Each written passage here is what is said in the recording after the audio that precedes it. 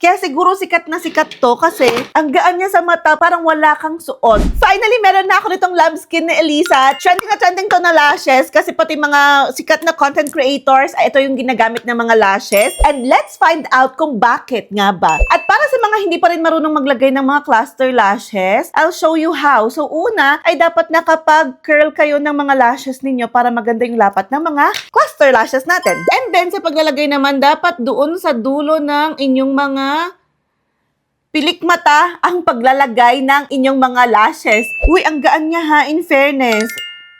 Ang gaan ng mga lashes. Anyway, again, dun sa dulo ng inyong mga, sa roots ng inyong mga ng mga lashes, natural lashes nyo ilalagay. Wag sa skin ninyo ha. And look, o diba, very natural ang atake nito. And ang gaan niya, in fairness. Kaya siguro sikat na sikat to kasi ang gaan niya sa mata, parang wala kang suot na extension.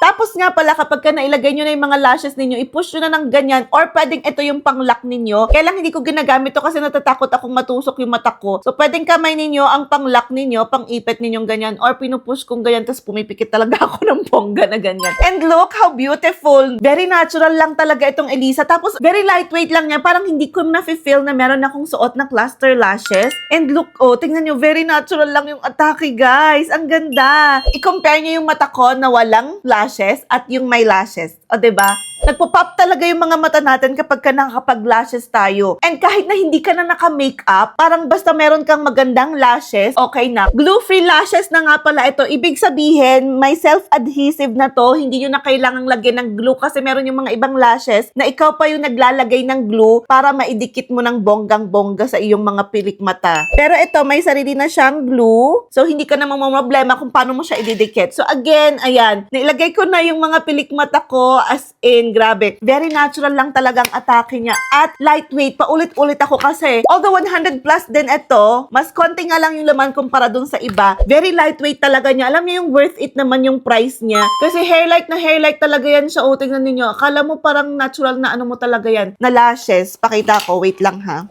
Oh, di ba? Ayan, very natural lang ang atake mo dito, dear. So, alam nyo na, kung gusto nyo ng very lightweight lang, pang natural na atake, perfect for daily use, perfect pagka pang daily lakad lang, ganyan, kapag wala ka naman masyadong bonggang-bonggang ganap, eto na. Anyway, ito nga pala yung kanilang Lambskin. Very newbie-friendly, madali lang siyang i-apply. So, ano pang inaantay mo? Getsong ka na dyan.